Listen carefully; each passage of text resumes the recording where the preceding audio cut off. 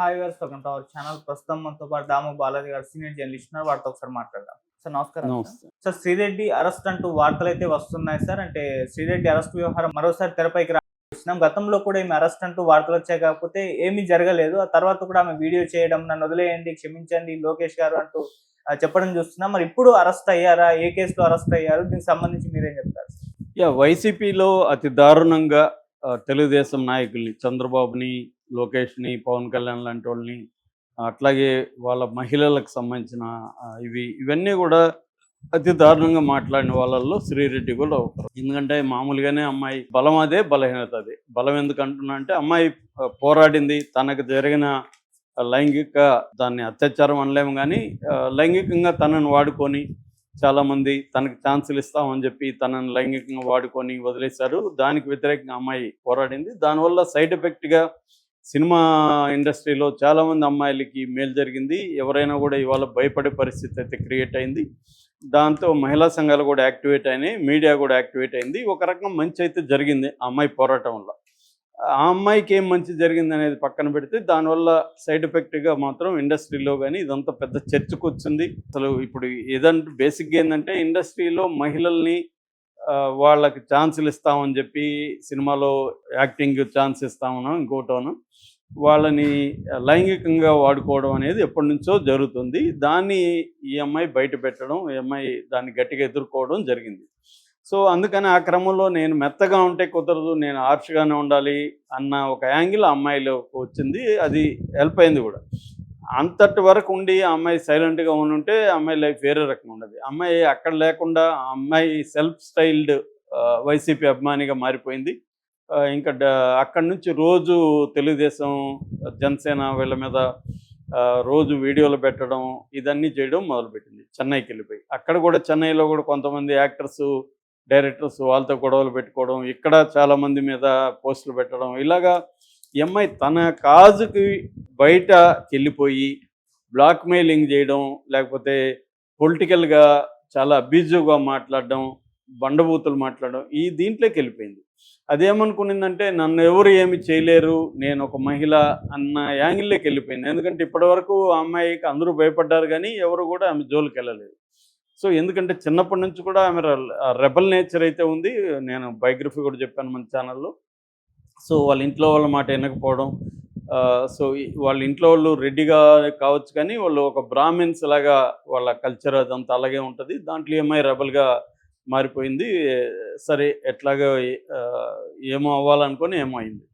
ఇప్పుడు ఏమైందంటే, ఈ తెలుగుదేశం వాళ్ళ మీద ఇలా మాట్లాడేసరికి ఇవన్నీ కూడా తెలుగుదేశం వాళ్ళు, జనసేన వాళ్ళు, వీళ్ళందరూ కూడా అమ్మాయి పట్ల అంటే అరెస్ట్ చేయాల్సిన టాప్లు 10 లిస్ట్ వేస్తే అందులో ఈమె కూడా ఉంటుంది. అలాగా ఇంతకాలం అసలు ఎందుకు చేయలేదని ఇది ఆమెకు కూడా అర్థమైంది. ఇప్పుడు నన్ను అరెస్ట్ చేస్తారేమని భయపడింది. ఆల్రెడీ నోటీసులు వెళ్ళడం, ఆ అమ్మాయి పేరు చాలా కేసులు అమ్మాయి మీద కంప్లైంట్లు ఇవ్వడం, ఇవన్నీ జరిగేసరికి అమ్మాయి అందరికీ సారీ చెప్పింది.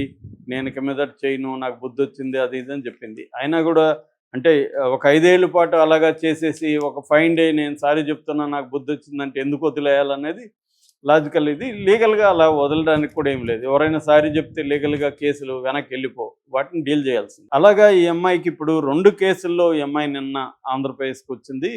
ఒకటి విజయనగరం నెల్లిమర్ల దగ్గర పూసపాటి రేగ పోలీస్ స్టేషన్, అక్కడ సిఐ రామకృష్ణ ఆమెను ఇంటరాగేట్ చేశాడు. 2 అనకాపల్లి సిఐ విజయ్ కుమార్ ఆమె కూడా ఇంటరాగేట్ చేశాడు. ఈ 2 కేసులు ఏంటంటే, అనకాపల్లిలో లాస్ట్ ఇయర్ 2024 నవంబర్ 13న తెలుగు మహిళ రాష్ట్ర ఉపాధ్యక్షురాలు కొనతాల రత్నకుమారి ఒక కంప్లైంట్ ఇచ్చింది ఈ అమ్మాయి మీద. అలాగే విజయనగరం నెల్లిమర్ల పోలీస్ స్టేషన్లో కింతాడ కళావతి, అక్కడ నెల్లిమర్ల నగర పంచాయతీ కౌన్సిలరు, ఆమె కూడా డిసెంబర్ 13, 2024లో ఆమె కంప్లైంట్ ఇచ్చింది. అంటే నవంబరు, డిసెంబర్లో కంప్లైంట్లు వచ్చాయి. దీన్ని బేస్ చేసుకొని వాళ్ళు అరెస్ట్ చేయబోతున్నారన్న వార్త ఈ అమ్మాయికి అందింది. దాంతో ఈ అమ్మాయి హైకోర్టుకి వెళ్ళింది. హైకోర్టులో ఈ అమ్మాయి ఆర్గ్యుమెంట్ ఏంటంటే, ఇట్లా నా మీద కేసులు పెడుతున్నారు, సో నన్ను అరెస్ట్ చేయొద్దని చెప్పండి అనేది ఆమె హైకోర్టుకి వెళ్ళింది. హైకోర్టు కూడా ఈ మీద ఉన్న సెక్షన్లన్నీ కూడా 7 ఏళ్ళ జైలు శిక్ష లోపల ఉన్నాయి కాబట్టి ఈ అమ్మాయిని అరెస్ట్ చేయొద్దండి. ఈ అమ్మాయికి లీగల్గా నోటీసులు BNSS 35(3) సెక్షన్ 41A ఉండేది ఇంతకుముందు, అది ఇప్పుడు 35(3) అయింది. ఆ సెక్షన్ కింద నోటీసులు ఇచ్చి విచారించండి అని చెప్పింది. అట్లాగే ఈమెకు కూడా నువ్వు విచారణకు కోఆపరేట్ చేయమని హైకోర్టు చెప్పింది. దాంతో నిన్న వాళ్ళు పిలిపించి విచారణ జరిపారు. విచారణ జరిపిన తర్వాత ఎందుకు వాళ్ళు ఈ అమ్మాయి ఏ ప్లాట్ఫామ్స్లో అంటే ఇటు ఎక్స్లో కావచ్చు, ఇన్స్టాలో కావచ్చు, ఫేస్బుక్లో, ఈ మూడిట్లో ఏ పోస్టులు పెట్టింది, అవన్నీ ఎందుకు పెట్టావు, ఇలాగా ఇంత అబ్యూజివ్గా నేను పెట్టమని ఎవరన్నా చెప్పారా, అది ఇదని అడిగితే నన్ను ఎవరు పెట్టమని చెప్పలేదు, ఓన్లీ జగన్ మీద అభిమానంతోనే నేను పెట్టాను, జగన్కి వీళ్ళు ఇబ్బందులు పెడుతున్నారు కాబట్టి నేను ఈ పోస్టులు పెట్టాను తప్ప నాకు ఎవరు కూడా పెట్టమని కానీ లేకపోతే డబ్బులు తీసుకొని కానీ నేను పెట్టలేదు అనేది అమ్మాయి క్లియర్గా స్టేట్మెంట్ ఇచ్చినట్టుగా తెలుస్తుంది. అది కూడా న్యాయవాదుల సమక్షంలోనే ఈ అమ్మాయి కూడా అడ్వకేట్ని తీసుకెళ్ళింది. చెన్నై నుంచి వచ్చి న్యాయవాదుల సమక్షంలో ఈ అమ్మాయి దాదాపు 2-3 గంటల సేపు ఈ అమ్మాయిని వాళ్ళు ఇంటరాగేట్ చేశారని చెప్తున్నారు. అంత అయినాక ఈ అమ్మాయికి హైకోర్టు చెప్పింది కాబట్టి లీగల్ నోటీసులు ఇచ్చి పంపిస్తున్నారు. అయితే ఇప్పుడు ఇంతవరకే ఉంటుందా, దీన్ని ఏదో ఒక ఫైన్ డే ఈ అమ్మాయిని అరెస్ట్ చేసేస్తారా? ఎందుకంటే ఇది ముందుగా పోలీస్ స్టేషన్ కోర్టుకి వెళ్ళింది కాబట్టి వీళ్ళు వేరే మార్గం లేకుండా ఈ అమ్మాయిని అరెస్ట్ చేయలేదు. కానీ రేపొద్దున సడన్గా పోసాని కృష్ణమురళి ముందు రోజు కేసు పెడతారు, మరుసటి రోజు పట్టుకొచ్చేస్తారు. అలాగా హాలిడే చూసుకొని ఫ్రైడే వెళ్ళిపోయి అరెస్ట్ చేశారనుకో, ఈ అమ్మాయి కోర్టుకు వెళ్ళడానికి కూడా టైం పడుతుంది. ఈ లోపల ఈ అమ్మాయిని జైలుకి వేయచ్చు ఒకటి. రెండోది, ఈ మధ్య మామూలుగా అయితే 111 కూడా పెట్టేవాళ్ళు ఈ అమ్మాయి మీద. కానీ అక్కడ హైకోర్టు కానీ కింది కోర్టులు కానీ 111 పెట్టడం మీద చాలా సీరియస్ అని.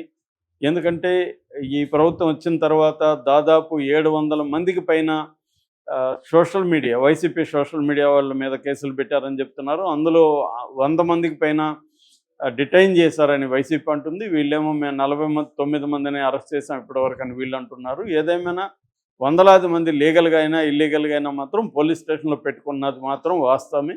ఎందుకంటే హైకోర్టులోనే అనేక హెబియస్ కార్పస్ పిటిషన్లు వేశారు. హైకోర్టే ఆశ్చర్యాన్ని ఎక్స్ప్రెస్ చేసింది. ఇన్ని హెబియస్ కార్పస్ పిటిషన్లు నేను చూడలేదని ఒక జడ్జి గారు కామెంట్ చేశారు. రెండోది, పోలీస్ స్టేషన్లో వీళ్ళని కొడుతున్నారని చెప్తే పోలీస్ స్టేషన్లో సీసీటీవీ ఫుటేజీలని కోర్టుకి చెప్పమని చెప్తే హైకోర్టుకి సీసీటీవీ ఫుటేజ్ని పెట్టలేదు వీళ్ళు, అవి చెడిపోయినా అది ఇదని సాకులు చెప్తున్నారు. దాని మీద కూడా తీవ్ర ఆగ్రహాన్ని హైకోర్టు ఎక్స్ప్రెస్ చేసింది.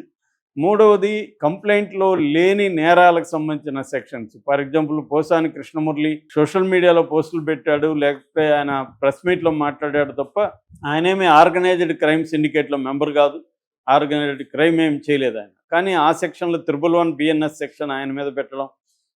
అట్లాగే మొన్న కిరణ్ అని తెలుగుదేశం అబ్బాయి, అతను భారతిరెడ్డి మీద మాట్లాడినప్పుడు ఆ అబ్బాయి మీద కూడా 111 పెట్టడం. వీటికి సంబంధించి హైకోర్టు చాలా సీరియస్ అయింది. మీకు ఎన్నిసార్లు చెప్పాలి, 111 ఎందుకు పెడుతున్నారు మీరు? చేయని నేరానికి కంప్లైంట్లో లేని సెక్షన్లు, నేరానికి సంబంధించి సెక్షన్లు ఎలా పెడతారు మీరు? మేము వద్దంటే కూడా ఎలా పెట్టారని సీరియస్ అయింది. ఈవెన్ సిఐలకి మెమో కూడా జారీ చేసింది. మంగళగిరి సిఐ కావచ్చు, అటుపక్క పోసాని మీద పెట్టిన కేసుకు సంబంధించి కావచ్చు, ఈ రెండింటికి సంబంధించి సిఐలకు కూడా మెమోలు జారీ చేసింది. అట్లాగే పై అధికారులను కూడా ఆదేశించింది వీళ్ళ మీద చర్యలు తీసుకోమని. కాబట్టి ఇప్పుడు తెలుగుదేశం వాళ్ళు 111 పెట్టడానికి కొంత భయపడుతున్నట్టుగా అర్థమవుతుంది. ఎందుకంటే కోర్టులు పదే జోక్యం చేసుకుంటున్నాయి. రెండోది, సుప్రీంకోర్టుకు కూడా చాలామంది వెళ్తున్నారు. లేటెస్ట్గా మిథున్ రెడ్డి కూడా సుప్రీంకోర్టుకి వెళ్ళాడు, అంతకుముందు సజ్జల భార్గవరెడ్డి వెళ్ళారు. ఇలాగ సుప్రీంకోర్టుకి వెళ్ళగలిగిన డబ్బులు ఉన్నవాళ్ళు వెళ్తున్నారు, లేనివాళ్ళు హైకోర్టులో కూడా ఫైట్ చేస్తున్నారు. ఈ నేపథ్యంలో శ్రీరెడ్డిని అరెస్ట్ చేస్తే కూడా ఇబ్బంది అవుతుంది, పైగా మహిళ కాబట్టి కొంత సింపతి కూడా వెళ్ళే అవకాశం ఉందని కొంత ఆచితూచి వ్యవహరిస్తున్నట్టుగా కనిపిస్తుంది. కానీ శ్రీరెడ్డిని అరెస్ట్ చేయాలని సీరియస్గా అయితే ఉన్నట్టుగా కూడా తెలుస్తుంది. కాకపోతే టైమింగ్ చూసుకొని ఎప్పుడు అరెస్ట్ చేయాలి ఏంటనేది ఆ అమ్మాయిని అందుబాటులోకి ఉన్నట్టుగా చూసుకొని సడన్గా అరెస్ట్ చేయాలి. ఒకసారి అరెస్ట్ చేసినాక వరుసగా కేసులు పెట్టి పోసానిలాగా తిప్పాలి అన్న ఒక యాంగిల్లో ఆలోచిస్తున్నట్టుగా తెలుస్తుంది. Okay sir, thank you so much.